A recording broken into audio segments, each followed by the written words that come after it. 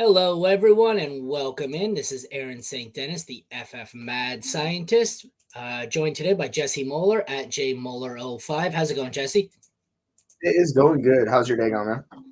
Um, whoops. How do we mute that? Sorry, guys. We are testing the new Instagram Live feature on StreamYard here, and as you could hear, it apparently queued up on me. Were you able to launch yours as I'm launching mine? I just got mine. It seems to be a bit time delayed. How's yours? Yeah, I had to shut that down. Okay, yeah, I had to mute mine, and then when I went to hit start stream as we went live here, and it took a second before it registered, and then all of a sudden, we're having trouble streaming to Instagram on yours, it says. Yeah, it's all good. It's all good. Don't worry about it. All right, well, we'll fix the technical difficulties out for next time. Sorry, guys. First day, StreamYard has allowed Instagram live feeds, so we are going to see how it works. But we will start off before we do the NFC game previews, home game previews. We're going to do a recap of Thursday night football, and who would have thought? But a game that features Easton Stick against Rod Farva would have been a barn burner, but that's where we're at. So, oh wow, look at the difference in this league. This is the Warrior Bowl, and Easton Stick was only at 10.8 fantasy points. Look at this one. This is just your generic regular scoring settings. Easton Stick goes up to 25 and a half. Wow, I think it's those fumbles. Warrior Bowl really must have some. Yeah, I think they factor in incompletions and holy shit. Okay, well, let's go with this league. It's a little bit more standard. So we have Easton Stick goes 257 yards passing, 3 touchdowns, and an interception. Lost 2 fumbles that hurt his day. Most of his value came on one 76-yard long bomb touchdown to Josh Palmer. The other side, we've got Aiden O'Connell, also known as Rod Farva. Yes. He had 248 yards passing and 4 fucking touchdowns. Good God, that's how bad the Chargers defense is. Down to the running backs. Austin Eckler, who's probably the only one anybody was starting unless you were desperate with Zamir White. Well, Eckler was probably the worst of all of them. 5 carries, 9 yards, 4 receptions for 29 yards. Why Spiller got so many yards, I don't know, or so many carries. I suspect it was just because the game was out of hand and they were saving Eckler, but it was out of hand early. It was 21-0 after 3 possessions. It seemed like the Raiders would score, then the Chargers would fumble and the Raiders would score, but so Spiller, 6 carries, 50 yards. Josh Kelly, 5 carries, 22 yards with a fumble lost. Zamir White was great, 17 carries, 69 yards, and a touchdown. 3 for 16 through the air.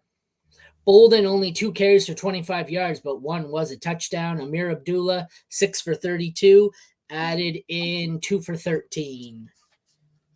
Obviously, if you haven't heard, the news that broke about 10 minutes ago is that the Chargers have fired their general manager and their head coach. Surprised they didn't do it at halftime, but we'll move on before we get into that. Wide receivers, we have Josh Palmer, 4 for 113 and 1 touchdown. Most of it, except for 40 yards, was on that one long bomb that saved his day. Quentin Johnston was terrible, 2 for 23. A short touchdown really saved him from a total catastrophic day. I suspect if he hadn't scored that touchdown, he'd probably be dropped in 90% of leagues. On to the Raiders, we have Devontae Adams goes 8 for 101 in a touchdown. Trey Tucker goes 3 for 59, and 2 of those 3 catches were touchdowns. I think they're on to something there with Trey Tucker. Jacoby Myers has 1 rushing touchdown, two rushes for 12 yards and a rushing touchdown, 2 for 32 and a receiving touchdown. So, good God, there's a lot of scoring here. I guess that's what happens when you put up 63 points. Both tight ends were startable. Everett goes 5 for 41. Mayer goes 4 for 39 and a touchdown because every Raider had a touchdown. Dicker, the kicker, wasn't good. 3 extra points on 3 attempts. Carlson was 9 for 9 on extra points. I've never seen that stat line. He had 9 points based solely on extra points. The Chargers DST, if you chose to stream them, they got you negative points. Gave up 51, only recorded a single sack. The Raiders got you 31 and a half. 21 points allowed, 1 interception, 3 sacks, 5 forced fumbles, 4 fumble recoveries, 2 defensive touchdowns, and a 4th down stop. That is a hell of a defensive stat line. Where do we even start in this one? There is some interesting. There's going to be a lot of these guys in the week 16 start sit thing column. Yeah. Depending on who the Raiders play. Oh, KC. So no, there won't. Yeah, I would not chase the past game. If you started them, cool with the Raiders guys. Congrats, like you win. But outside of Adams, and I mean Jacobs maybe the only one next week of any value. Yeah, it's only if Jacobs is out. And my whole issue was Zamir White going into the games. I didn't think he was going to score a touchdown. And I was like, man, he's really not going to get there. And I mean, he had a decent prop line, and he hit it over on it. So congrats to him. If you started him, you were right, and like you got it right. But outside of that, it was a perfect storm where I don't know how this game unfolded. It was just baffling. Nonstop touchdown after touchdown. It was like 35-0 at the half. It's like, okay. And the Raiders, like, guess what? We're going to keep going for more. And you're like, this is ideal. We love this.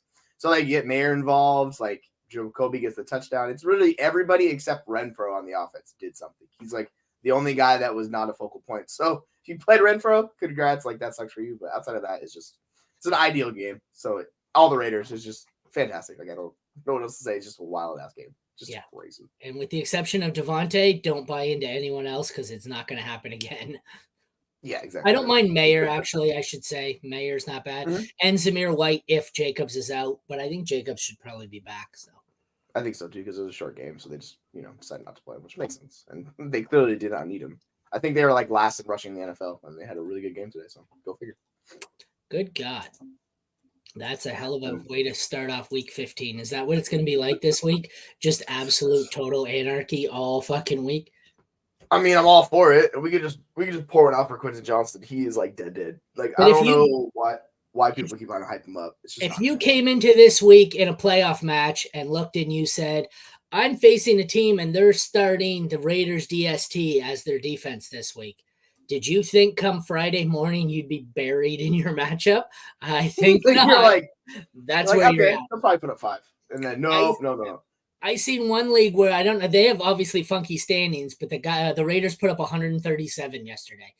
Yikes! Yeah, if you played all the Raiders, like you would be rolling like right now. And they were all available on waivers with the exception of Devontae Adams. Yeah, you could have been over 100 points easy with like starting 4 guys. No problem. It was funny. Like there's I'm in one of my dynasty leagues. The 3 seeds going against the 6 seed. The 6 seed started Aiden O'Connell, and the 3 seed like throws a tantrum at halftime because he's getting absolutely smoked. I'm like, sorry, dude. This is how it goes sometimes. It's just like, well, see you later, 3 seed. Yeah, I seen a guy say it was super flex, and he had Jalen Hurts and I forget what it was. Jalen Hurts last week or something. I don't know. He had some situation where he had Hurts and Herbert, and over the last 2 weeks, he's been forced to start.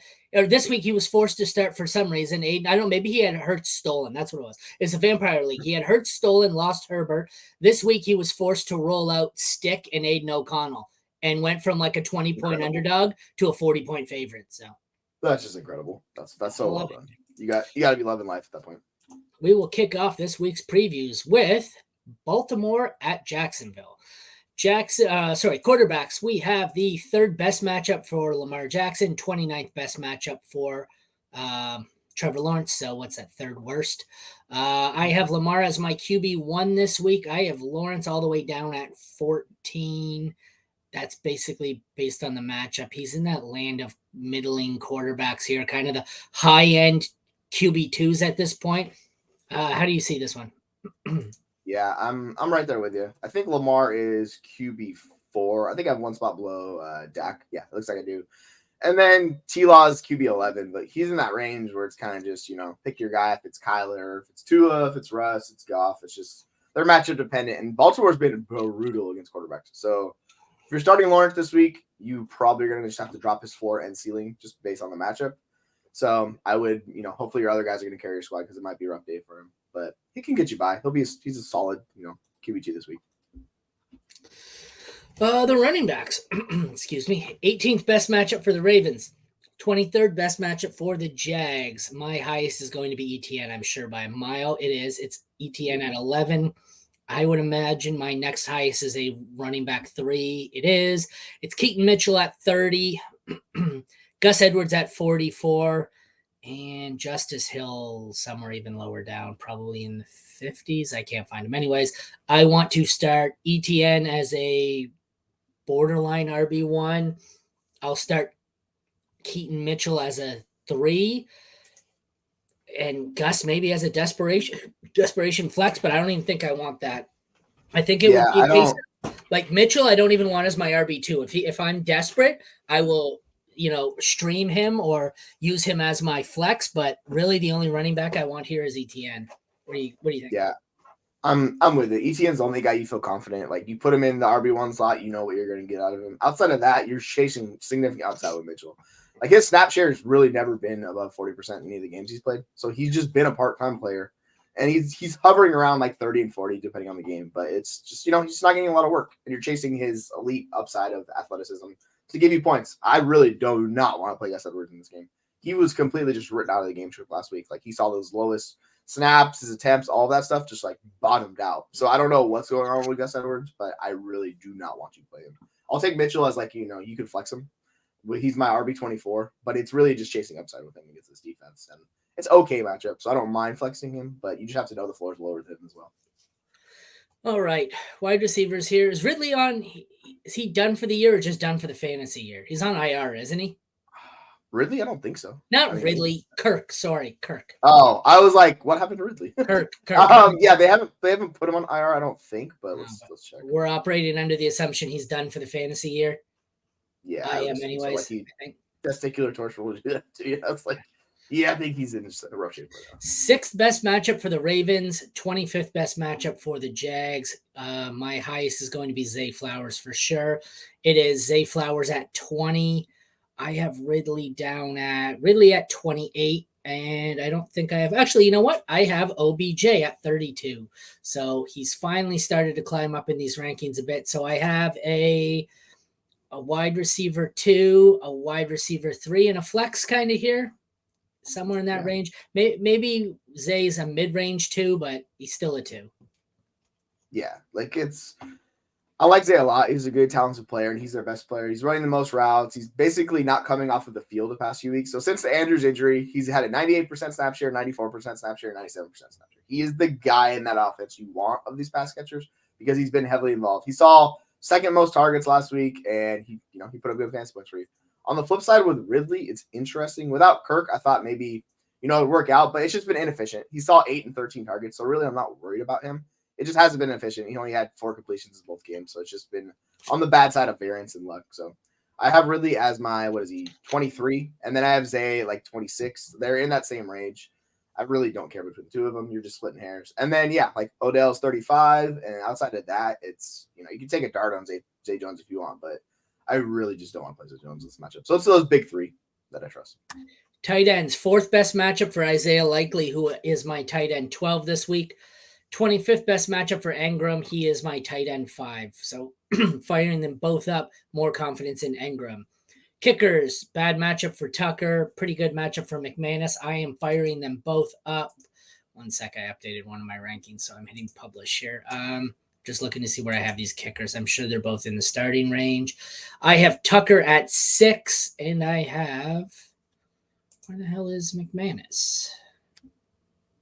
I have overlooked McManus somewhere. I think I might have deleted him by mistake. Oh, that's weird. I had McManus all the way down at 24, but I'm going to have to change that because I have significantly more faith in McManus than you would indicate at 24. So they're both going to be top 12 options for me. I'm starting both. The DST's good matchup, allegedly, for the Ravens. Bad matchup for the Jags. Truthfully, I don't want to start either of these. I have Baltimore at 8, and that feels high. I have the Jags down at 25, and that feels just about right. What do you think? Yeah, I'm firing up both tight ends. Like, I know the matchup's not as great for Evan Ingram, but like he's been really good. And without Christian Kirk, it kind of works better for him because he gets to play the intermediate and stretch the field a little bit. So yeah, those 2 tight ends both locked in top 12. I think I actually have Likely above Evan Ingram this week if I check. And nope, sorry, Evan Ingram's 4, so on that. Ingram's 4 and Likely 7. And yeah, like I want the kickers, I want all of that. Like it should be some points in this game, so I'm all aboard it. Oh, this one's not as pretty. We have the Giants at the Saints. Ooh. 21st best matchup for Tommy DeVito, 25th best matchup for Derek Carr. They are both going to be in the 20s for me, I'm almost certain. Carr at 23, DeVito at 25. Don't really want any part of either of them. DeVito's been good, but I don't want him facing the Saints defense, and Derek Carr is Derek Carr. Having said that, if I had to pick one, it's scary, but I'm going Derek Carr. But I don't want to pick one. How about you? I'm going DeVito. He's actually just been decent, and he's actually doing something that I know it's not a great matchup, but I can't trust Carr. Like, there's no upside with Carr, and that's the issue. Like, if you play Carr, you're going to get between 5 and 12 points more than likely, and you're just going to be disappointed. Like, he just isn't very good. So it's super frustrating. And we saw last week, like, the old linemen were literally screaming at him on the field after he missed something. Like, they were furious with him. So I don't know what's going on with Derek Carr and his leadership and all that stuff, but it's not going well over there. On the flip side, DeVito's been good the past few weeks because he has a rushing upside. So I'll at least chase it. I get it. The matchup's not great, but he's my QB 23, Carr's my QB 26. So if I'm choosing between two of them, I'm taking DeVito and just going with it because, he's been solid the past couple weeks because, like, last week he had 10 rushing attempts. If you're going to get 10 rushing attempts as a quarterback, like, I'll chase that over whatever Derek Carr is. The running backs, 21st best matchup for the Giants, 10th best for the Saints. I have them both as top 12. Kamara's my 3. Barkley is my 7. I'm firing them both up. I want nothing to do with Breida or Williams or Kendre Miller. So it's a 7 and a 3 for me. I'm firing them both up as RB1s. That's it. Yeah, they're both. Yeah, they're going to get a lot of volume. They're going to be heavily involved. Like, these guys basically dictate these offenses. Like, it's one of the few situations where the running backs are so heavily involved. You know what you're getting. You know you're getting volume. You know you're getting pass catching. You're getting everything you want. It's just comes down to efficiency, and sometimes because they're older running backs, it dips and flips. But overall, they're both locked in top 12s RB1s. Outside of that, I really don't want to play another running back in this game. Bad matchup for the Giants wide receivers, 9th best for the Saints. Olave is my highest by a mile at 20. I'm going to have to scroll down here. I don't even know who my next highest is. It's way down. It's Wan'Dale Robinson at 56. Jalen Hyatt at 57. I don't think, I have A.T. Perry at 66. Shaheed at 70 because I don't think he's going to play. So for me, it's Chris Olave as a wide receiver too. And even that kind of scares me. He's been nursing, an ankle injury this week. And Derek Carr is garbage. So he's a 2 for me, but I think he's probably more like a wide receiver 3. And I could see me bumping him out of the top 24 come Sunday morning. Yeah, like, I have basically in projections he's a top 12 guy, but there's no way in hell I'm putting him there. I'm looking at the other guys in that range. Like, I'd rather play Tyreek. I'd rather play DJ Moore. And really, like, we had Adams below him. I'd rather play Wilson. So, yeah, he's going to drop to about where you're talking about. I'll probably put him right where I have T. Higgins at, like, 25. I'll probably put him in that range. And then outside of that, it's Wan'Dale. He's the one guy you could trust of the wide receivers who's at least seeing volume. So if you want to chase targets, Wan'Dale is the only guy in that offense who really that interests me at all until we get to Waller. But yeah, I'll fire him up as a flex play. But outside of that, I'm not really interested in the pass catchers. I don't think it does get much more interesting. The tight end, so it's a good matchup for Waller. I'm not playing him. I have no thank you. Coming off an injury, no interest in Bellinger, no interest in Juwan Johnson, Taysom Hill. Who the hell knows what you're going to get? I don't want either kicker. I don't want the Giants defense. The Saints defense is the one thing I am starting down here. I have them at 5. And when I looked at it, I thought they would be much higher, but there are 4 defenses ahead of them with sweet, sweet matchups. So they are a top 6 for me. I don't want anyone else in this matchup. You? Yeah. The injury concerns around the tight end sucks because if they were both going in this game, like, I'd have them both top 12 easy just because the tight end position still is not that great. Yeah, you could fire him up if you want to, but we don't know if Taysom Hill's going to play. Like, I don't think he's going to play. It's not 100%. And Waller's coming back from a significant injury, so you just have to be careful with Waller. The floor is like a 0. Next up, Falcons and Panthers. These late season NFC South games are just awesome. They're wonderful. Worst matchup for Desmond Ridder, 10th best matchup for Bryce Young. Having said that, I guarantee you I have Desmond Ridder ranked higher, and that's a scary notion. I have Ridder at 22. I have Bryce Young at 31. That's gross, but that's the way it is. I don't want to start either of them, but I would prefer to start Ridder. It's gross. What do you think? I'm avoiding both quarterback. I have Bryce Young in the league and I'm benching him for Tommy DeVito. Like, I'm not rolling out Bryce Young. He's just been so bad. You can't trust him. It's particularly in the playoffs. Like, there's good more than likely in one QB. There's going to be a guy that's streamable that is probably on the waiver wire. He can grab that. He can start over both these guys. It sounds like a disaster on either one. I had Easton Stick ahead of Bryce Young and Tommy DeVito, so I have Nick Mullins ahead of him. Which is saying something because Nick Mullins isn't that good. Third best matchup for Bijan, who is going to absolutely crush this week. It's not even going to be fair. 28th best matchup for the Carolina Panthers. I don't really want anything to do with that. If I had to pick one, it would be Hubbard. Bijan is my RB4 on the week, and that feels low. My next highest is going to be Hubbard. He's all the way down at 22. I want nothing to do with anybody else in this running back room. How about you? Yeah. It's auto RB1 week for Bijan. Like, he's going to get the volume. He's going against a bad rush defense. So it's like it's wheels up for Bijan this week. This is kind of the week we've been waiting for. He's had a good week 2 weeks ago, but outside of that, he hasn't really had any boom weeks. I expect this week to be a boom week for him. And really, when it comes down to Carolina running backs, Hubbard's the guy getting the work. The last 2 weeks, he's had 25 and 23 carries. So, like, sign me up for Chuba Hubbard. He's fine. Like, he's a flexible running back just based on volume he's going to get in this matchup. I want nothing to do with Miles Sanders. Like, I'm not even tempted to play him. Terrible matchups for both receiving cores, and to be honest, if I can, I'd like to avoid all of them. My highest is going to be gross. I'm thinking my highest is going to be in the wide receiver 3 range, but let me look. Carolina, I have 32 for Adam Thielen, 36 for Drake London, so that fits. So I have their best 2 options as desperation wide receiver 3s, and that feels completely right for me. Having said that, Mingo is kind of an absolute you're really in trouble start. Other than that, like I said, it's 2 wide receiver 3s and not a whole hell of a lot else. Yeah, I have London as the highest guy, which just tells you where Carolina's offense is at right now. Yeah. But London, he's just a good wide receiver. So, like, I get it. The issues with him is it ebbs and flows each week. This is a bad matchup for wide receivers. So, not really thrilled to start him, but he's my wide receiver 24, and then Thielen 30, and then it's just like you're talking about. You can take a dart throw on Mingo if you want, but you got to have a better option somewhere else to do that. Yep. Tight ends, terrible matchup for well, not terrible. Bad matchup for Pitts. I have him at tight end 13. That's how bad he's been.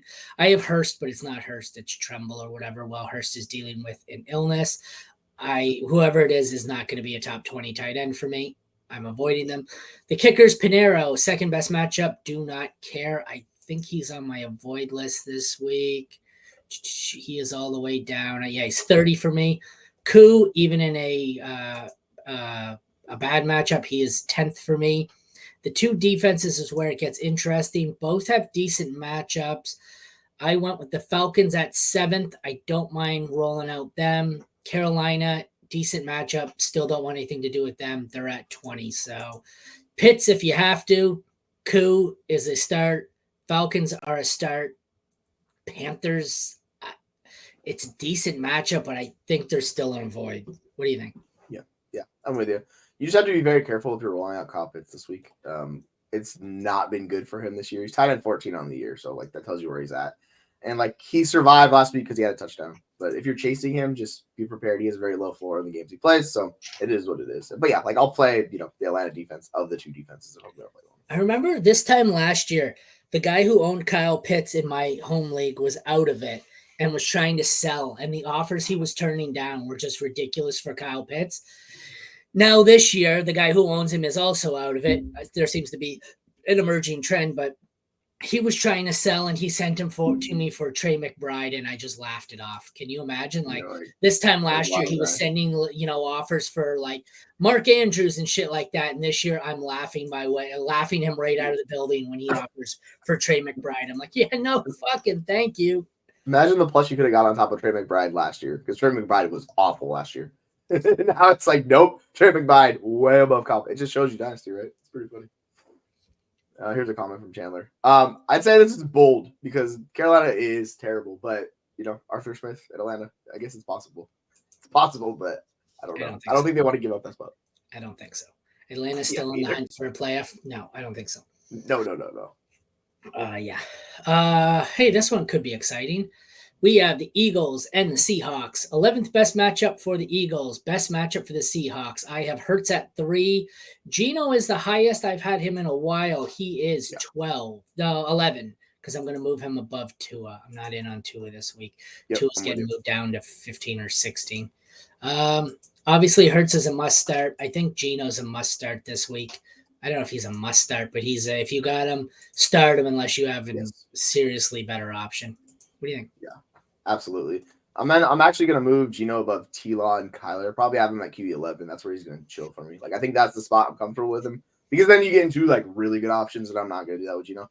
But we saw 2 weeks ago against Dallas, they lit that offense up. Like, they were very good. So you're going against the worst defense against, like, passing and everything. So I want all of the Seattle pass rushers in this game.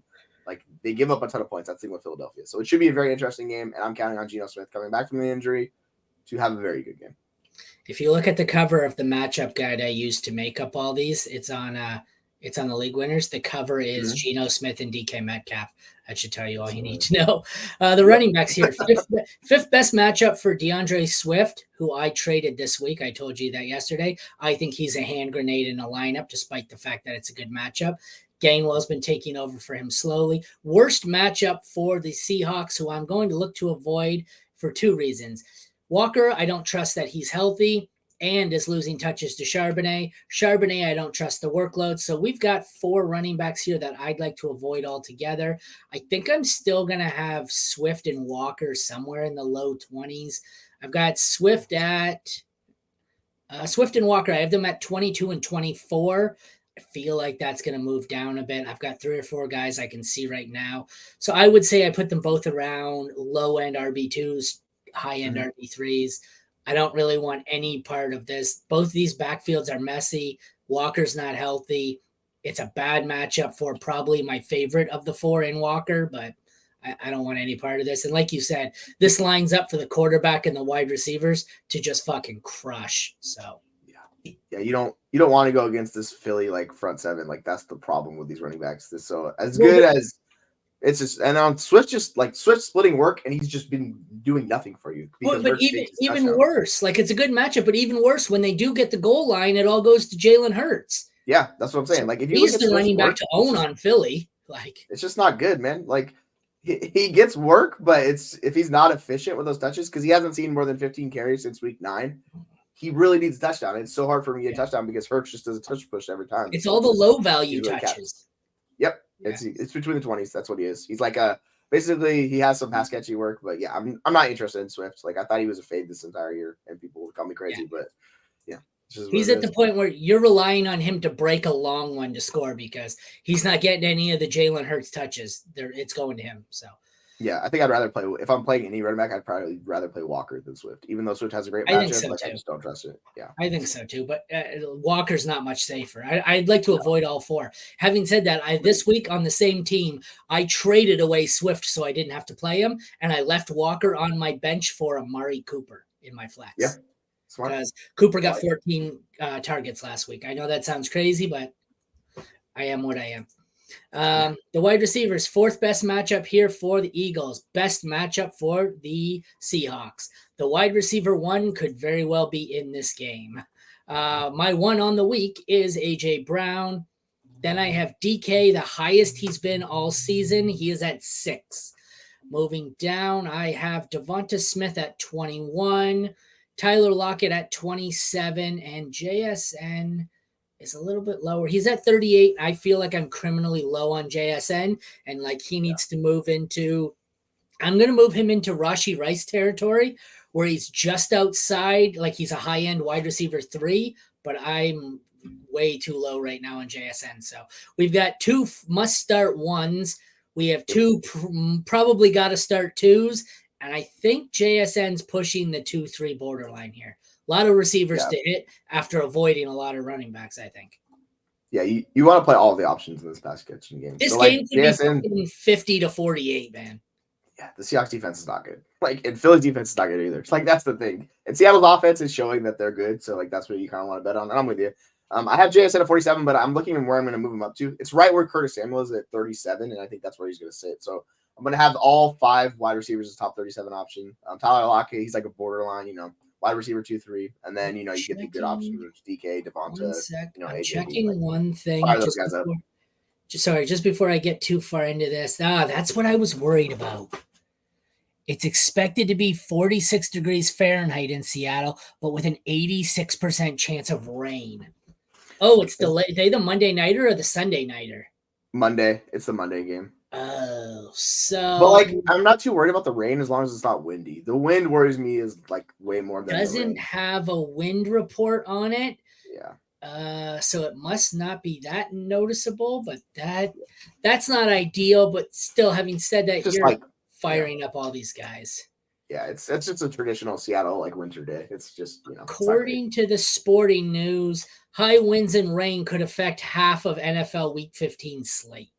There's some bad ones this week with like the wind. I was like, trying to scroll down to this game before I get too in on it here. One sec. Sorry. I just thought of this last minute. So 5 to 7 mile an hour wind. That's nothing. Yeah, I'm not gonna change anything based on just the rain. Yeah, so this is one this will be rain but not wind. So I think we're just fire them all up. Yep. Tight ends, middle of the pack matchups for both. I have no interest in a Seattle tight end. Goddard, I have at 10. I hate myself for having him that high, but I don't. You do not like Goddard. I don't like Goddard. Let me see what I have Goddard. Okay. 10th best matchup for Elliott, 18th best matchup for Myers. I have, one second, my dog is losing his shit. I have Elliott at 5. I have Myers at 12, so they're both top 12 options. DST, they are middle of the pack matchups, 18th and 20th. I don't feel like I want to start either. I have Philly down at 15. I have Seattle down at 27. So I'm starting both kickers. I'll start Goddard if I have to, and I'm avoiding the defenses. What do you think? Yeah, I'll fire Goddard. I trust him against Seattle. I've seen Seattle's defense all season. That's not good. So, like, I'm fine firing on Goddard. He should be able to stretch the seam in the middle and just really work because our linebackers are not good. Bobby Wagner looks really old. So, like, that's kind of the issue with that. But overall, yeah, I'm with you on those guys. Bobby Wagner is really old. Yeah, he's playing like it too, unfortunately. Next up, Commanders at Rams. 7th best matchup for Sam Howell. Second best matchup for Matt Stafford. I can't talk today. Fuck. I have Stafford as my QB 7. I have Howell as my QB 9. Stafford has absolutely been on fire, and this is an easy matchup. I have Stafford one spot ahead of Patrick Mahomes this week.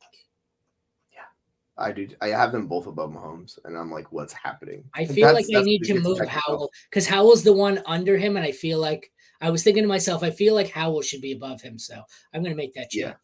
Yeah. It's 8, 9 those two, and then I have Mahomes at 10, and like Mahomes is 7, 8. Like honestly, you could even fire up Geno over Mahomes. I would because I don't want to play Mahomes against New England, man. That sounds awful, but like it's just is what it is with Mahomes. But yeah, like these guys I'm firing up. They're both QB ones. It's just. Stafford's finally clicking with the fancy points, and they're rolling. So his last 2 weeks, it's actually his last 3 weeks have been really good. He's hit 20-plus points in all of them. And, it's the touchdowns. Like, it's the touchdown regretting him. Where he didn't have 3 passing touchdowns in any game, he's had 3 in his last 3-plus. So, like, that's where it's coming through. And this Washington defense is trash. Like, I've seen them. They are not good. They cannot defend anybody. So, like, we talked about the pass catching options. We're going to be rolling with that again in this game, too. Running backs. This one's going to be interesting because the way I have it ranked, I'm assuming Brian Robinson is out, I'm assuming. 25th best matchup for the Commanders, 12th best matchup for the Rams. I have Kyren Williams as my RB2. I have Brian Robinson not ranked, I don't think. I have Gibson as my next highest. He's 29. So for me, Gibson is a desperation play. I have Robinson at 48. I assume he'll be removed from my rankings entirely at some point. Yeah, but like I said, Kyren for me is the top 5. Right now he's at 2. Don't know if I'll keep him that high, but for now he's at 2. Yeah, Kyron's just been awesome. When he's healthy and he's on the field, he gets all the snaps, all the work. He does everything you want, and he's going to pay off. I expect him to have another good game in this matchup. I actually think it's better now that like Robinson, we expect him to be out. It works well that one of the guys just isn't going to play because then Gibson gets all the pass catching work and Rodriguez will get some work, but like I'll find firing up Gibson as like an RB3 this week. I think he has pass catching upside against that defense. 14th best matchup for the Commanders receiver, 2nd best for the Rams. I have Cooper Kupp, the highest he's been for me all season. He is at 4. I have Puka at 10. Then I got to scroll down a little bit. I have Terry McLaurin at 29. So we have 2 top 10s here and a wide receiver 2-3 borderline. feel like I'm a little low on McLaurin, but Howell's been spreading it out. McLaurin, Dotson, Samuel, Thomas, Gibson, they're all over the freaking place. And I don't love the Rams as a matchup here. So what do you think? Yeah, it's so hard to trust the Washington pass catchers, which is interesting because they throw it so much. And if you told me going into the year Howell is going to throw it, basically he's already over 500 pass steps on the year. If you were going to tell me that, I would be all in on these pass catchers. And they just have not been good. So they're really hard to trust. I have McLaurin and Samuel lumped together, and like they're in that basically 37 through 41 range. Both those guys are right there. But yeah, like it's the I can't talk. Los Angeles Rams, like I want both those guys. They're top 12 options. Like I'm firing them up. My brain is malfunctioning right now. I know, I hear you. It's been a long week. Chaotic week. First week of the playoffs is always like that. Tight ends, third best matchup for Washington, 24th for the Rams. These two are both terrifying. I have Logan Thomas at 16, and that horrifies me. I have Tyler Higbee. I can't find him, and that horrifies me because it either means I have him way too high or way too low. What's that injury? But he got. Oh, just a sec. I don't have him ranked because I have him out for the game. Okay, that explains it. That makes me feel better because you're right. I have him factored in as not in. So I have Thomas as a desperation play, Higbee as out. The kickers, third and fourth best matchup. Having said that, I don't want anything to do with either of them. I have Haversack at 13, and that's going to be lowered. I have Joey Sly at 23, and that feels correct. The DST's fifth best matchup for the Rams, 28th best matchup for the Commanders. The Rams are my 9. The Commanders might be last. They're not. They're 30th, but not starting the Commanders. So basically, Thomas, if you're desperate, fire up the Rams for sure. Avoid the rest. Yeah, I'm with you. Like for some reason, my ranking is like Thomas is on the like inactive list, but I can't find anything on him. So I think they're just malfunctioning because there's no injury detail on him. I'm seeing. What are you using? I am looking at it right now, and I'm on Sleeper. I saw no injury designation, so then I'm curious. I'll look at it later, but Fantasy Pros has no official tag on him, and they're normally pretty accurate. Yeah. So, all right, let's see what exciting game is next. Let's go with the only game left that doesn't have an NFC North team in it. Niners. Cardinals. 13th best matchup for Brock Purdy. 27th best matchup for Kyler Murray. God damn it. Kyler Murray. And I can't go to my rankings. Oh, there we go. I know you're not on the Fantasy Pros site, but I've been having random Fantasy Pros issues with them just signing out of my account. And then when I try to sign back in, it says, enter name and password, but it says complete capture to enter. And the capture thing, it's not coming up. So, okay, I know I got back in, but it just randomly, I flipped between quarterback and running back and it signed me out. But Brock Purdy, I have at 4. Kyler Murray, I have down at 15 in the little range here with Goff, Lawrence, Tua, Love, kind of the quarterbacks that scare me a bit this week for matchup, but are, high-end QB2. So you're firing up Purdy pretty much every week, as scary as that is. What do you got here? Yeah, Purdy's top 4. I'm 5, right below Dak. So I'm all in with Purdy in this offense. They should roll against this. This might be the worst defense in the NFL. If not, it's bottom like 3 or 4. So close. They'll roll. Kyler's just risky. He still has not been good as a passer yet. So I'm waiting to see him kind of be the passer he was before. It just has not clicked this year for him. So it might be until next year when that finally happens. But he's just struggled coming back from the injury. So he's in that range you're talking about. Yeah, I definitely moving Geno. Like he's gonna be with Tua and Russ and Goff and those guys. Like that's where I have Kyler. So you can play him, but I don't feel great about starting him this week. Running backs, 4th best matchup for CMC. Surprise, surprise, he's my RB1. Second worst matchup for James Conner, who is still probably on the 2 borderline. He's RB25. That's about it for me. You've got a low-end RB2 and the 1 overall. What do you think? It's just like Conner, he's been okay. Like he was really good because of touchdowns last week and he had 100 yards, but the pass catching work is kind of hit or miss. I'm sorry, what? Oh, never mind. Yeah, it's no. I said what you said in a different way. I said he's not getting the targets, and you said the pass catching work isn't there. So we both had the same point. He's not getting fucking targets. Yeah. It's CMC is the GOAT. That's just all you need to know. Like you just fire him, CMC. Yeah. Receiver, 17th best matchup for the Niners, 8th best for the Cardinals, and I'm still going to have a 9 or higher. I guarantee it. Yep. Ayuk is 11 for me. Debo is... What the fuck is Debo? No, I stand correct. What'd you say? I have Debo at 10. Debo's at 6. That's why I missed him. Debo at 6, Ayuk at 11, and then it's going to be Hollywood, who's my highest. He's down at 33. So start your 9. Designation? Yeah, he's limited. Okay. So if he returned to practice, he's limited. Hollywood, he's dealing with an injury. Yeah, like he's dealing with injuries. Sucks. It's just like, ugh, I struggle with him. He's my wide receiver. Where's he at? Wide receiver 29. And it's just, I just do not like him this week because of the injury designation. And I know it's a good matchup against San Francisco, but man, I just don't like all those things working against him in his favor this week. So he's a little bit lower. But yeah, both those 49ers pass catchers, they're all like basically top 12 each week. I think where's Ayuk? He's 13 for me. So he's right on that borderline. You fire those guys up.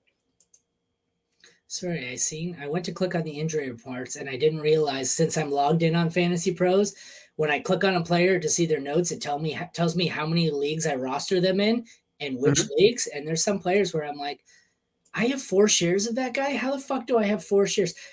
Debo is not rostered by me in any leagues. That's kind of Debo's glorious. I don't have him in any league. All right, tight ends, 26th best matchup for Kittle, 29th for McBride. They're still going to be top 10. Kittle is my 3, McBride is my 5. That tells you how little I care about their matchups. They are getting close to elite, and I'm really glad in my Dynasty League I held on to McBride because he may be the guy we've been looking for, him and Laporta. Kickers, 21st and 22nd best matchup. I have Moody as my 2 this week. I have Prater's down at 31. He has not been good. DSTs are interesting. 14th best matchup for the Niners. Worst for the Cardinals. So you're not playing the Cardinals. They are my 2nd worst, ahead of only the Patriots. The Niners are 4. Remember earlier how I said I thought the Saints would be my 1, but there are some teams with great matchups. The Niners would be one of them. They're at 4. So what do you think? Yeah, no surprise. I still don't think people realize how good Trey McBride's role is. It's the best tight end role in the NFL. In his last 6 weeks, he's averaging 19 and a half PPR points per game, 53 targets, 41 catches. It's just absurd. Like he's really hope elite tight. You muted? Are you muted right now? Yeah, your sound's not working. They don't. Can you hear me? No. It's cutting out. That's really weird. I don't get what's the problem. It's like, yeah, I don't know. It's weird. Because it's like you're kind of fuzzy too. So I don't know what happened. Can you hear me all right now? Yes, at the moment. Oh, okay. That's so weird. All right, let's move on. If you can hear me, I'm not sure why we had random technical difficulties there, but let's attempt to move on. Let me know if I have any issues, but we got Bucs and Packers here. Yeah. 30th best matchup for Mayfield, 5th best for Jordan Love. I have Jordan Love at 12, 19. What do you have? So looking right now, I have Jordan Love at 7 just because of the matchup, and Mayfield's at 17. And I'm really confident with Love. He had a down week last week. They struggled offensively, but I'm still buying back into him. I'm not going to let the one bad game really ruin what's been going on the past month for Love. So I'm rolling with Love. And if you need to stream Mayfield, like I think it's a good enough matchup where you can plug him in and be safe with him. 14th best matchup for the Bucs running backs, 22nd for the Packers. I don't know if Jones plays. I don't think Dillon plays, so that's an avoid. Rashad White is my highest easily. He is at 5. I want nothing to do with anybody else in this game. Jones I have at 28. I think he's going to be coming right out of the rankings. A.J. Dillon I don't have ranked, so this is A.J. Dillon or bust for me. Or A.J. Dillon. Rashad White or bust for me, sorry. Yeah, I'm assuming there's going to be a lot of teams that are dependent on Aaron Jones, like if he's playing. If he does play, I will play him, but he's going to be low in rank. He's like my RB29. I'm not playing Dillon. I'm not doing it with a thumb injury. Like, I don't expect him to play. Jones is limited, so maybe he goes, but we just have to pay attention until Sunday. It's probably going to be another game time decision with him, and he's probably going to play half snaps and all that fun stuff. So just, yeah, Rashad White's the guy. all these guys by far. All right, wide receivers, 30th best matchup for the Bucs, 5th best for the Packers. My highest is Evans at 8. Then I've got Jaden Romeo Godwin. Has he fallen that much? Chris Godwin at 39, and I don't have Christian Watson currently ranked because Christian Watson never plays. What do you have? Yeah. I'm curious. Yeah, I've got him at 52. I just don't trust him. Like his role just is not great. He has not been a focal point of that offense. It's the Mike Evans show on that team. So it's Evans, and then I have Jaden Reed is the next highest guy. So Evans is the wide receiver 9. Jaden Reed's wide receiver 22. They're giving him like touches around the goal line. They're giving him rushing attempts. So that's kind of similar to how Debo's used. And if you use a wide receiver like that, that's really good. Like that's what we want to see. So like he's going to be higher based on that. But yeah, until Watson comes back, like I'm going to prefer Jaden Reed of all the Green Bay Packers wide receivers. 17th best matchup for Otten, who I have at 19. 10th best matchup for Kraft, who I have at 17. They're both desperation options. Bad matchups for both kickers. I don't know who I've ranked higher, but it's not going to be pretty. Carlson I have at 19. McLaughlin at 22, so you're not playing either of them. The DSTs are also both bad matchups, and you are not playing either of them. I've got the Packers at 17 and the Bucs at 24. So tight end, kicker, defense, this is not the game to stream them. Thoughts? I think if you're going to take a dart on anybody in this, it's like Tucker Kraft. Yeah. Yeah, he's got an okay role. It's fine. I don't want to do Otten. He just doesn't see work. He runs all the snaps and does nothing. So if I'm going with anybody of those guys, like I'll fire a dart on Kraft. He's like tight end 16 for me this week, but like it's not. I don't feel great about it. Let's close it out. Our final one is the Broncos and Lions. We've got Russell Wilson, 4th best matchup. Jared Goff, 12th best matchup. Russell Wilson is the highest I've had him ranked all year, I think. He is at 9. Goff is at 13. I am comfortable starting both. I obviously prefer Russ. I think he could. This is another one where you add 40 yards rushing minimum to every quarterback who faces the Lions, more if they're a good rushing quarterback. But I think Wilson's solid for an easy 30 here. Yeah, I mean, he's rushed a lot. Like, if you look at the last 5 games, it's 9 attempts, it's 2, it's 11, it's 10, it's 6. Like that's really good. It's kind of what we saw out of Seattle, that Russ. So Sean Payton is using him in the best way they know how to use Russell Wilson. They're letting him, get some rushing attempts, and that's good for him. So yeah, I prefer Russ over Goff this week. It's funny because we had Denver get absolutely obliterated, and their ranking was like 1 points allowed. Now they're 12, so they've slowly just been getting better and better as the season gone on. So yeah, same with Minnesota. Yep. Running backs, 26th best matchup for Javonte Williams, best matchup for the Lions. So I have Gibbs at 12, Montgomery at 15. They both seem to be hovering on that 1-2 range for me every week right together. Javonte, I have down a few spots at 17. I think I've got Perini or Pirine or however the hell you want to call it. He's down at 24, or 42, sorry. But so I've got 2 high-end ones here and then kind of a mid-range RB2, but I'm comfortable starting Javonte, Gibbs, and Montgomery. Yeah, it's funny that I have Monty and Gibbs paired back-to-back at 11 and 12, which is perfect, right? I'm not sure how this game's going to play out. So, like, if I'm not sure how the game script plays out, I'm going to take Gibbs basically at all of those weeks just because they could be losing this one. But if you expect Monty to be the guy and they're winning that game, just roll with Monty. Like, overall, I want to start both those guys and Javonte. I'm operating under the assumption the Lions will be close or slightly trailing. I don't think they win this one. Yep. The receivers, 7th best matchup for the Broncos, 26th for the Lions. Having said that, St. Brown is easily the highest. He's at 7. Cortland Sutton is easily going to be the next highest, but he is all the way down at 18. I'm not starting any other Lion. Jerry Jeudy will be my next highest, but he's at 46. Jamison Williams at 58. Marvin Mims, 73. Josh Reynolds, 74. So, like, you have to start St. Brown. You're going to start Sutton. And then I guess if you're desperate, we've got a few desperation options here, but I really want St. Brown and Sutton, and that's it. Yeah, those are the 2 guys. I have St. Brown at 2. Like, I'm all in on St. Brown this week. I get it. He burned us last week, but you just go back to him. He's been really Jared good. Goff's just been so bad. That's why. Oh, that's the thing. I just have faith in him and his ability to earn targets. They're easier targets, not downfield, so we'll ride him. And yeah, Sutton's been by far the best wide receiver on that team. So even when he only gets 4 targets, he still gets a touchdown. So like we're rolling with Sutton again against the Detroit defense that really has just struggled.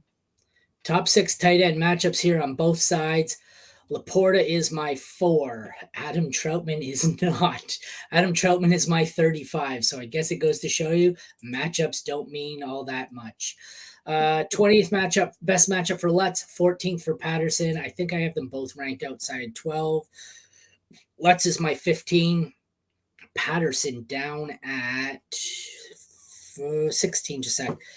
Texans, CJ Stroud and wide receiver Nico Collins both not practicing and will not play. No Stroud, no Nico. That sucks. That's not great. All right, so benching both kickers and the DSTs, 16th best matchup for Broncos, 13th best for the Lions.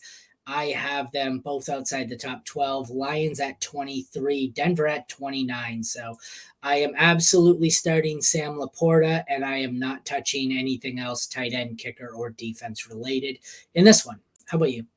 Yeah, I'm with you. Like until Dulcich comes back, I'm not gonna have interest in any Denver tight end, and he might come back this week. It doesn't seem like he's going to. So I thought he was activated, but I don't know if I really want him. He wasn't doing much before. Yeah, no, he's just so much better than Troutman. Troutman sucks. That's the thing. But yeah, it's Laporta, and the other ones are just not really interested. All right. Well, that concludes our NFL Week 15 NFC home games preview. Check back Sunday from noon till kickoff for our sit-start show, and then Sunday night if we are available to do our recap. If not, it'll be Monday morning at noon. We will see you Sunday, everyone. Good luck this week, and hopefully you survived these Saturday games and didn't face the Raiders last night. Good luck, everyone. We'll see you Sunday.